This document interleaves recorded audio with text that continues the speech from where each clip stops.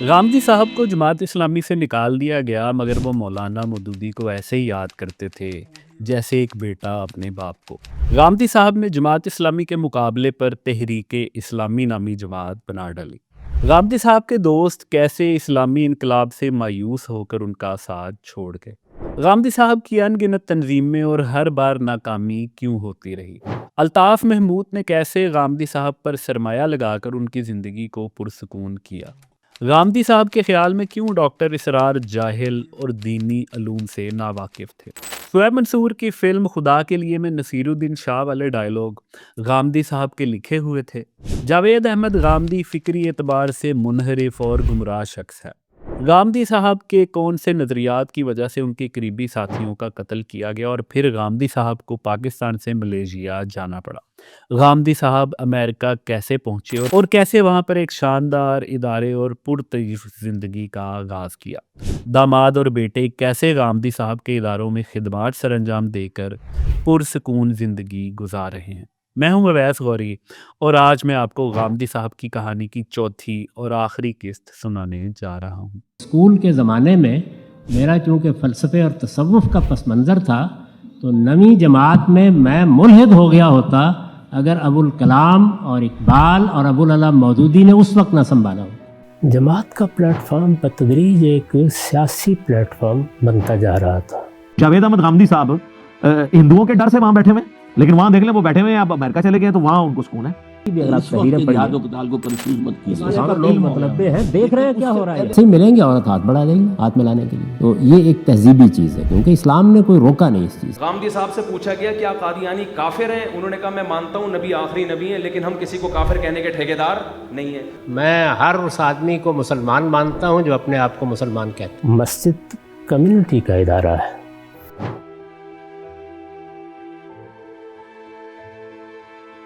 غامدی صاحب کو جماعت اسلامی سے نکالا گیا تو وہ بہت پریشان ہو گئے، شدید ڈپریشن میں چلے گئے۔ انہوں نے مولانا مودودی سے بات کرنے کی کوشش کی۔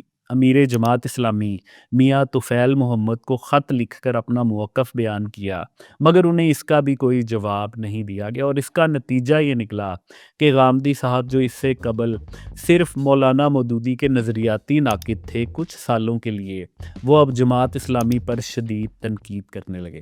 جماعت سے اپنی رکنیت منسوخ کیے جانے کے واقعے کو یاد کرتے ہوئے وہ اپنی کتاب مقامات میں لکھتے ہیں، یہ صحبتیں سرمایہ حیات ہیں اور میں اب بھی مولانا کو اسی طرح یاد کرتا ہوں جس طرح ایک مہجور بیٹا اپنے باپ کو یاد کرتا ہے۔ ان کی جماعت کو بھی اپنی برادری سمجھتا ہوں اور پالیسی اور طرز عمل سے ہزار اختلاف کے باوجود ایسا ہی تعلق خاطر محسوس کرتا ہوں جس طرح کوئی شخص اپنے خاندان سے محسوس کرتا ہے۔ میرے خیال مہم میں جو لوگ پیش رہے وہ شاید مجھے نہیں جانتے تھے، اس لیے ان سے بھی کوئی گلہ نہیں۔ میں ان سے حسن ظن رکھتا ہوں کہ انہوں نے جو بھی کیا اپنی دانست میں جماعت کی بہتری کے لیے کیا۔ یہ سال تھا 1977 یعنی 1977۔ جماعت اسلامی سے نکالے جانے کے بعد کچھ وقت کے لیے تو غامدی صاحب اور ان کے دوستوں میں انقلابی جوش پیدا ہو گیا، مگر یہ بہت جلد غائب ہونے والا تھا۔ مگر فوری طور پر ان سب نے مل کر جماعت اسلامی کے مقابلے پر تحریک اسلامی نامی ایک جماعت بنانے کا اعلان کر دیا۔ مالی حالات اب ایک بار پھر مخدوش ہو چکے تھے تو لاہور میں دفتر بنانے کے لیے رقم نہیں تھی، تو الیاس صاحب کے گھر مریدکے میں ہی ایک بار پھر اسلامی کام شروع کر دیا گیا۔ اسلامی انقلاب کا خواب گزشتہ 60 سالوں میں خیال ہو چکا تھا۔ غامدی صاحب جماعت اسلامی کے تقریباً 8 ماہ کے آسودہ دنوں میں ہی شادی بھی کر چکے تھے۔ ان کی دیکھا دیکھی ان کے کئی دوست بھی اب شادی کر رہے تھے اور گھر بسا رہے تھے۔ تحریک اسلامی دیگر جماعتوں کی طرح صرف نام کی جماعت ہی رہی۔ غامدی صاحب کے تمام دوست اب مایوس ہونے لگے تھے۔ منظور گیلانی تو سمجھدار نکلے جو ابتدا نے ہی الگ ہو کر سیاست اور وکالت میں نام بنا چکے تھے۔ تو یہ اپریل 1978 کی ایک شام تھی جب یہ تمام دوست مریدکے والے گھر میں بیٹھ گئے۔ اس بار موضوع اسلامی انقلاب نہیں بلکہ یہاں سے فرار تھا۔ اصولی طور پر دیکھا جائے تو غامدی صاحب نے تو عالم دین ہی بننا تھا، یہی ان کا ذریعہ روزگار تھا، یہی ان کا مستقبل تھا، مگر ان کے دوستوں کی جوانی کے قیمتی سال غامدی صاحب کے غیر حقیقی اسلامی انقلاب کی نظر ہو چکے تھے۔ غامدی صاحب ابھی تک پر امید تھے مگر اب ان کے دوستوں کی بس ہو چکی تھی۔ یہ گفتگو کئی روز تک جاری رہی، کئی بار آوازیں بلند ہوئیں، چہرے سرخ ہوئے اور تمام پرانی غلطیاں، خاص طور پر جماعت اسلامی کے دور پر بات ہوئی، اور آخر کار ایک دن 8 سالہ خواب کا خاتمہ ہو گیا۔ ادارے کو تالا لگا کر سب دوست اپنے اپنے رستے پر چل دیے، مگر یہ تعلق اتنا مضبوط تھا کہ کم ہی صحیح بعد میں بھی ساری عمر ملنا جاری رہنا تھا۔ دوستوں کے الگ ہونے کے بعد بھی غامدی صاحب نے ہمت نہیں ہاری۔ ان کا ادارہ بنانے کا خواب وہ ہر صورت میں پورا کرنا چاہتے تھے۔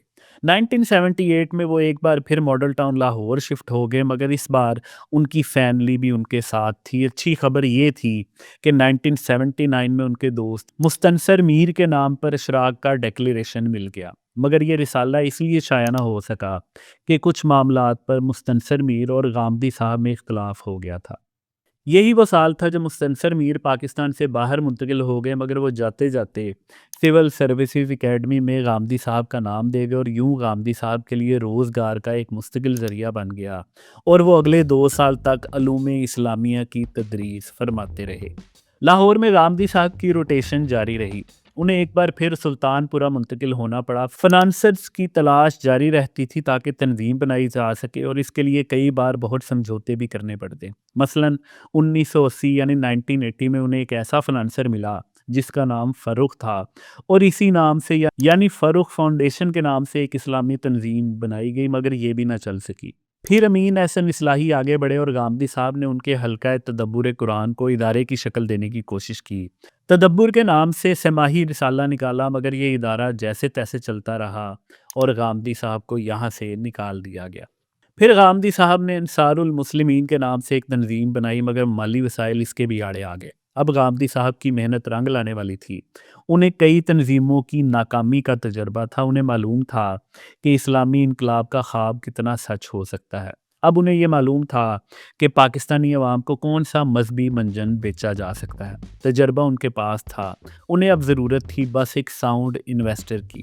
اور پھر ان کی زندگی میں الطاف محمود نامی ایک صاحب آئے، اور غامدی صاحب کی ساری زندگی کے مسائل دور ہونے لگے۔ الطاف محمود دراصل وہ شخصیت تھے جنہوں نے غامدی صاحب کو مناسب سرمایہ کاری دی اور ان کے ویژن کو سمجھا۔ 1983 میں المعارض نامی ایک ادارے کا قیام بطور ایک NGO عمل میں لایا گیا۔ اس کی افتتاحی تقریب امین احسن اصلاحی کی زیر صدارت ہوئی۔ اس تنظیم کی صورت میں اب ایک ایسے بزنس ماڈل کا آغاز ہونے والا تھا جس کے بعد غامدی صاحب کو شہرت اور دولت ملنے والی تھی، اور ان کی کئی نسلوں کے لیے مالی آسانیاں بھی پیدا ہونے والی تھی۔ یہ جنرل ضیاء الحق کا دور تھا، مگر حیران کن طور پر غامدی صاحب کا نقطہ نظر دیگر علماء سے مختلف تھا۔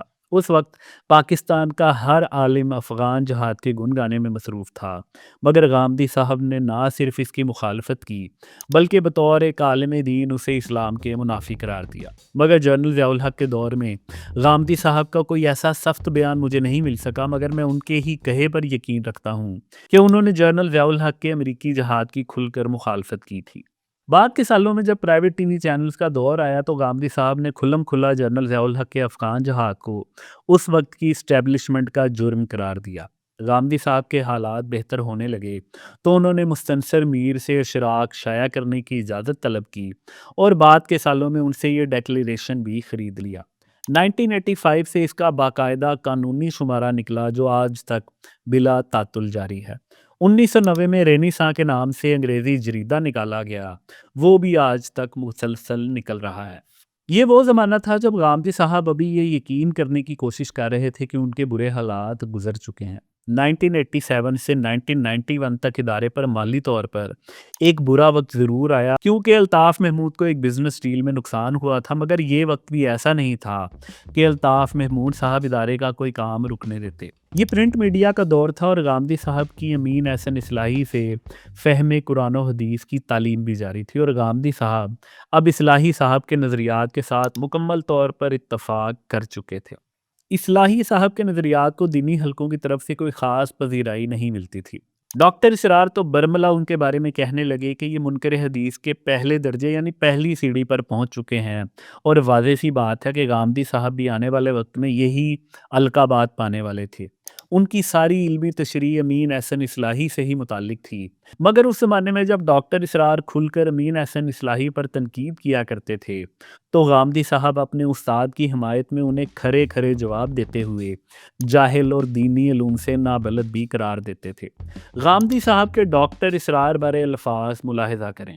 اسلام پر جو حوادث اس زمانے میں گزر رہے ہیں ان میں سے ایک بڑا حادثہ یہ بھی ہے کہ بعض لوگ جو دینی علوم سے ناواقف محض اور اپنے قدیم فنون کی امہات کتب میں سے 2 حرف بھی پڑھ دے سکنے کی صلاحیت نہیں رکھتے، محض اپنی سخن پردازی کے بل بوتے پر دین کی شرح و تعبیر فرماتے اور اس کے امہات مسائل پر کلام کی جسارت کرتے ہیں۔ اس طرح کے پر خود لوگ یوں تو لیڈروں اور دانشوروں کی ہر محفل میں پائے جاتے ہیں، لیکن ان میں ڈاکٹر اسرار احمد کا نام غالباً سب سے اونچا ہے۔ موصوف کے مبلغ علم کی حدود خود ان پر دوسروں سے زیادہ واضح ہے، چنانچہ اپنی جہالت پر پردہ ڈالنے کے لیے وہ خود کو امی کہتے ہیں اور اس طرح اپنے مریدوں کو اطمینان دلانے کی کوشش کرتے ہیں۔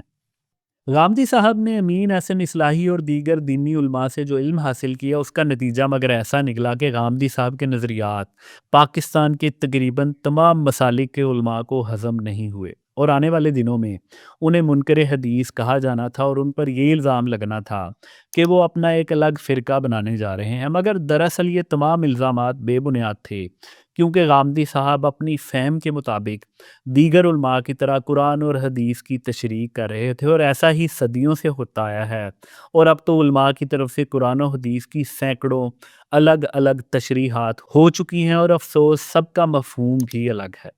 غامدی صاحب اپنے منفرد نظریات کی وجہ سے جلد ہی پاکستان بھر میں دیکھے پڑھے اور سنے جانے لگے، مگر انہیں اصل شہرت اس وقت ملی جب جنرل پرویز مشرف کے دور میں پرائیویٹ ٹی وی چینلز کا آغاز ہوا۔ غامدی صاحب اکثر ٹی وی سکرین پر اپنے دھیمے انداز میں ایک نئی بات کرتے نظر آتے۔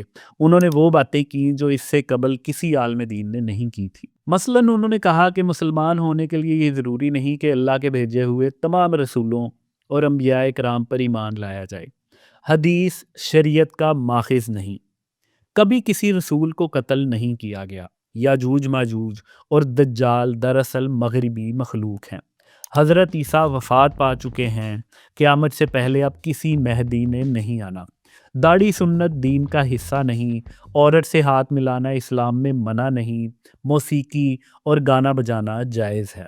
غامدی صاحب اپنے نظریات کے پرچار میں کسی بھی سینسرشپ کے قائل نہیں تھے۔ جب شعیب منصور نے انہیں اپنی فلم خدا کے لیے میں کنسلٹنٹ ریلیجس اسکالر بنایا تو فلم میں دراصل سارے مذہبی ڈائلاگ دراصل غامدی صاحب کی ہی دین تھے، اور خاص طور پر جب اداکارہ ایمان علی کمرہ عدالت میں لائی جاتی ہیں اور فواد خان کو کٹہرے میں کھڑا کیا جاتا ہے تو بطور عالم دین بھارتی اداکار نصیر الدین شاہ نے جو ڈائلاگ بولے تھے وہ نہ صرف غامدی صاحب کے عطا کرتا تھے بلکہ ان کے اپنے ہی نظریات پر مبنی تھے۔ نتیجہ یہ نکلا کہ غامدی صاحب راتوں رات شہرت کی بلندیوں پر پہنچ گئے۔ وہ ایسے عالم دین تھے جن کی شہرت کا گراف ایسا تھا کہ جس پر پاکستان کا کوئی عالم دین آج تک نہیں پہنچ پایا۔ پورا پاکستان نہ صرف انہیں جانتا تھا بلکہ مانتا بھی تھا، اور خاص طور پر پاکستان کی نوجوان نسل ایک الگ اسلام سامنے آنے پر ان کی بڑی فین تھی، کیونکہ مذہب کی اس تفہیم میں نوجوانوں کو اپنے لیے بہت سی آسانیاں محسوس ہو رہی تھیں۔ مگر جہاں غامدی صاحب کے لاکھوں فین تھے وہیں کچھ ایسے دشمن بھی بن گئے جو انہیں دائرہ اسلام سے خارج اور گردن زدنی سمجھتے تھے۔